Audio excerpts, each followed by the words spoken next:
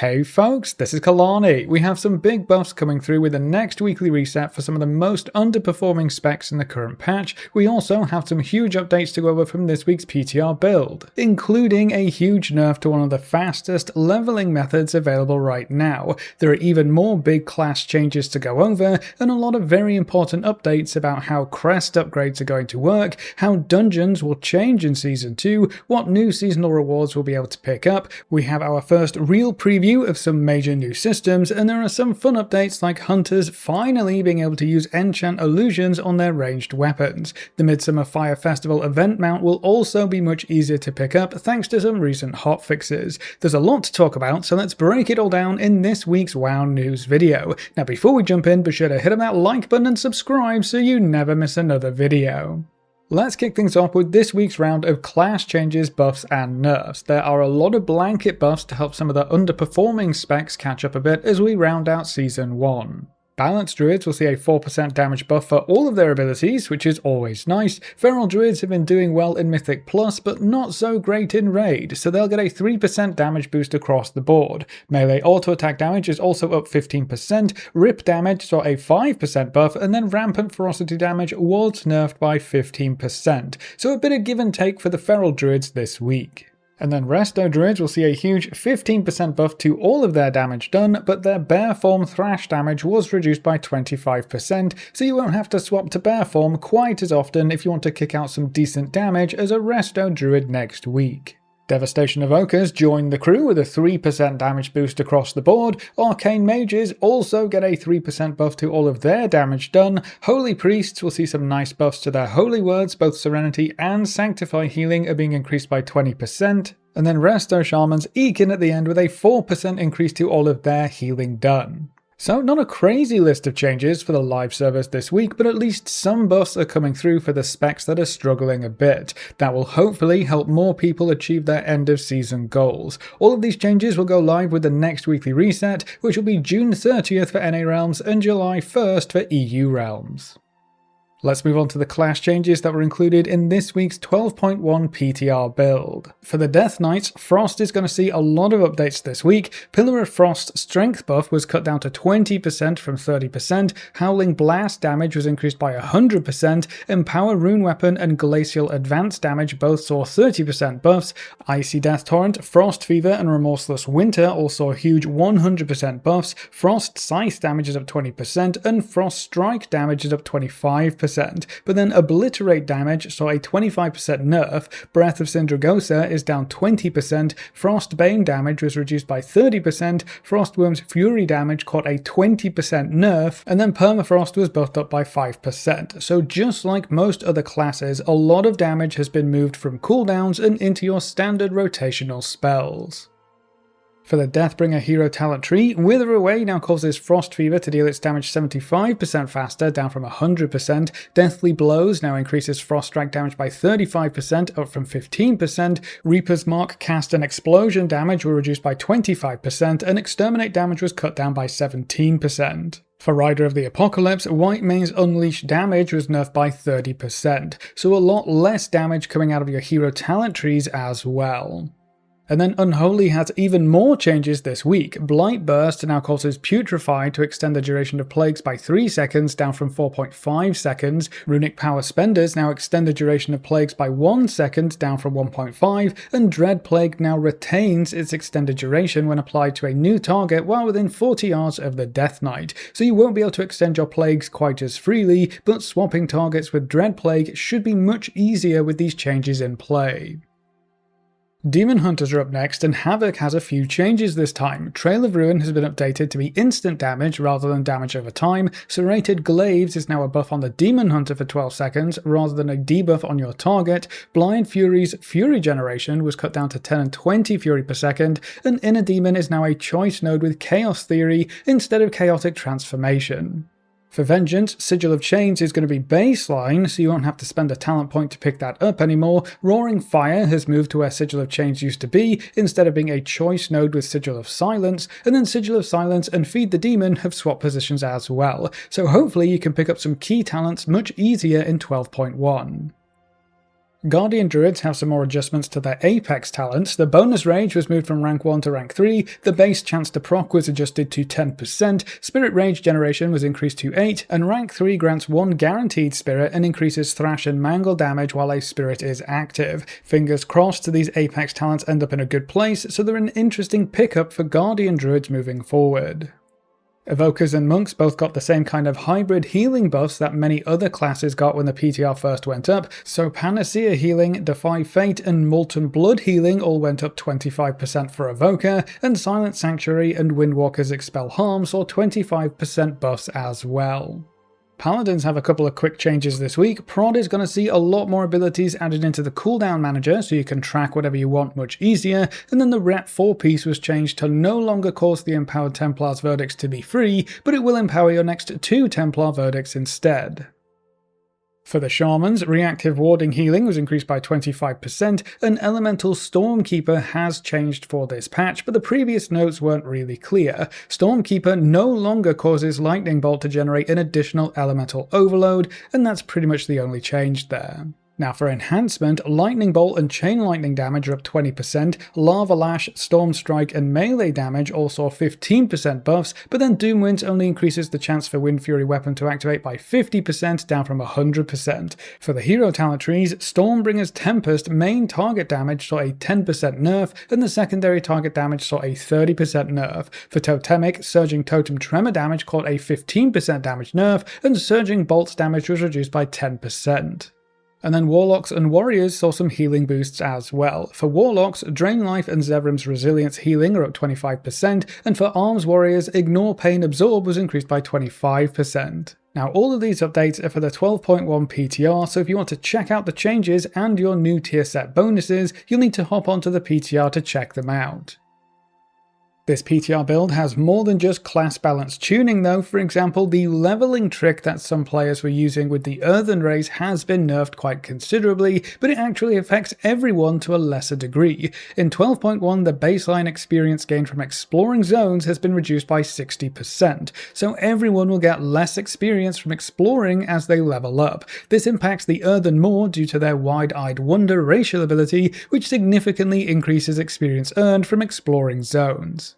That racial turned out to be quite potent indeed, as some players were leveling from 10 to 90 in under 3 hours from just exploring zones on their Earthen characters. There's even an add-on to make the whole thing easier and faster. Some folks were even using this trick to level up their ult super fast, and then just paying for a race change so they didn't actually have to play as an Earthen character. It's kinda like a cheaper character boost. I guess this is probably why they're changing exploration experience in the first place, so when 12.1 goes live, this probably won't be fast enough to be worth it anymore.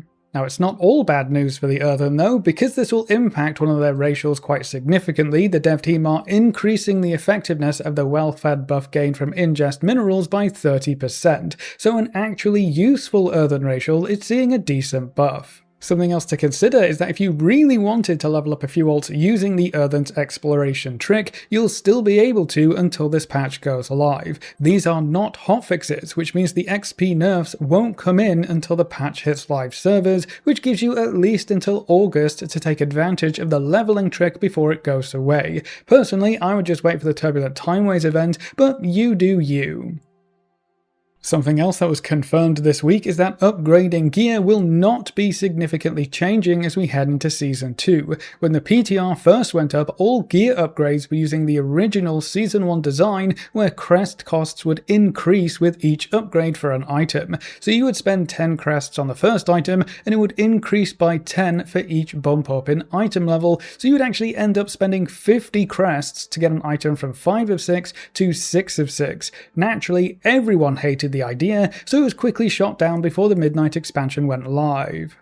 I guess that's why it was so surprising to see it pop back up in the first week of the PTR for patch 12.1, but the dev team specifically noted in this week's PTR build that the scaling upgrade costs was a bug. Gear upgrades will be the exact same as they were in Season 1, with a flat 20 crest cost for each upgrade. So if you were worried about this change making its way back into the game, you can breathe a sigh of relief. Something that will be changing as we head into Season 2 are dungeons, specifically the difficulty load and how it's split between the various roles. In Season 1, tanks and healers bore most of the burden, with healers arguably having the hardest time. For Season 2, the dev team wants to shift some of that burden over to the DPS, who have historically had the easiest time in most content types. To achieve that, we'll see slightly higher creature health pools, a larger emphasis on skills like target prioritization and damage checks, and some abilities trading raw damage effects for penalties to damage output or mobility. So if your DPS don't do their job and target the right stuff, fights will likely take much longer, and you'll be at risk of wiping due to a lack of damage throughput. That should also make the healer's job a bit easier if certain abilities aren't throwing out huge chunks of damage to your team, and are instead just reducing damage when things go wrong. It's an interesting change, and dungeon success should feel more evenly shared across the group, but only time will tell if this will actually do what the dev team intends. I'm all for trying new approaches though, and we should expect Season 2 dungeons to have the same overall difficulty as Season 1, so if you enjoyed the easy Mythic Plus experience at the start of Midnight, Season 2 should be more of the same. We'll also see a change to how cone and line attacks are displayed, with distinct borders that should make it easier to tell where these attacks will actually hit. This follows the change to circles and swirls, which gave them solid borders for the exact same reason, and I am so happy the dev team are continuing to make these spells easy to read and judge. You shouldn't ever have to double guess whether or not you're going to be hit by an ability due to poor visuals, so this looks like a great next step forward. A lot of the new season rewards were also included in this build, including the new mounts for Season 2 Mythic Plus Dungeon achievements. If you reach 2000 rating and get the Keystone Master achievement, you'll earn yourself the Breath of Blight mount, which is a toxic green skeletal wind serpent mount, which is both very cool and quite unique. I don't think we've really seen many mounts like this before, so unique mount rewards are always awesome. If you can get up to 3k rating and earn the Keystone Legend achievement, you'll get the same mount but in a red and black colour scheme, which looks pretty amazing. If Season 1 is anything to go by, getting up to 3k shouldn't be too bad, but I guess we'll have to wait and see how the new dungeon pool and these dungeon changes play out. The new Season 2 Nemesis Delve Solo achievement mount can also be previewed. If you manage to take down the new Nemesis all by yourself on the higher difficulty, you can walk away with the Apothic Soul Crusher mount, which is another mech style mount in that you'll stand in the same kind of place, and it will most likely move in the same kind of ways, but it's got a fiery troll theme going on, which definitely fits in with patch 12.1. And then for all the raiders out there, if you can conquer the Venomous Abyss and take down Ulatek on Mythic difficulty, you'll get the Primeval Sky Friend. It says Sky Friend, but surely that's supposed to be Sky Fiend, right? Unless we're all just making friends with the flying snakes now. Either way, it's a two-headed flying snake mount that looks pretty cool. We also have our first look at the new Altar of Corrosion talent feature coming for the open world players in this patch. Most activities are going to reward you with a new currency called Corrosive Coins, which are used to buy up all manner of cosmetic goodies and rewards, but they are also used to unlock talents in this new altar. You can gain new powers that increase your primary stats, give you a chance to poison enemies, reduce the damage you take from venom pools, reduce the damage you take from monsters, you can find extra keys or treasures, and a variety of other small bonuses that make playing in the zone, especially in the vaults area, a bit easier to deal with and less frustrating. There are 18 talents total, and the cost does increase for every talent point you earn, so you'll have to spend a lot of corrosive coins if you want to unlock everything, which means a lot of farming in the new zone. Now, while I would assume many of these talents only work in the new zone, many of them aren't really explicit about it. Giving your abilities a chance to inflict poison on enemies may carry over into other activities, especially if they're more open world oriented like delves. So we'll have to wait and see what the scope of this system could be, but usually the dev team tries to avoid making these powers a requirement for dungeons or raid progress. As you unlock more talent points, you'll earn more and more corrosive coins, so if you want to max out your corrosive coins to buy everything on offer, it might be a good idea to focus on these talents first so that you're earning more coins from every source. Another update I want to highlight in this week's PTR build gives hunters the ability to use enchant illusions on their ranged weapons. I'm honestly surprised it took this long, but hunters can finally make their bows and guns sparkle, drip poison, crackle with flames, or whatever your favourite illusion happens to do.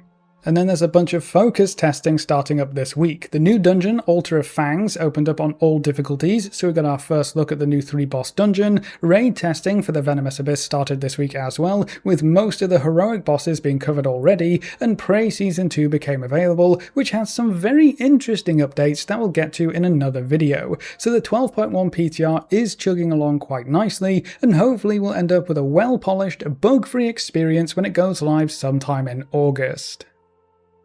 Now in other news, if you've been trying to get your hands on the special mount from the Midsummer Fire Festival event, there is some good news this week. In a hotfix, the dev team introduced bad luck protection for the mount, which should lead to most players picking it up if you complete the mini dungeon at least once per day. The Sun Festival Painted Rock's chance to drop in the Satchel of Chilled Goods has been doubled for the first drop of the day on your account, and the drop rate will continue to increase each day until you obtain the mount. So if you keep running the Frostlord Ahun dungeon, you will have a much better chance of grabbing the mount before the event ends. If you had no idea this event was running, you can quickly hop into the dungeon by queuing from the Dungeon Finder tool. Just open the drop down, pick the Frostlord Ahun, and keep your fingers crossed. As a side note, the bug that people were using to try and get the mount multiple times per day was fixed, so even if you leave your bags unopened, you won't be able to pick up another one, so you are strictly limited to one chance per day now.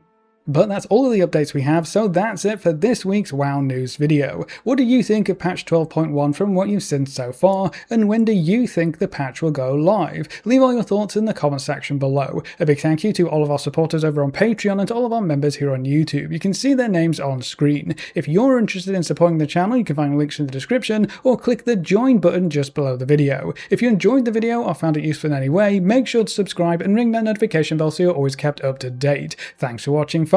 Good luck and have fun, and as always, I will see you next time.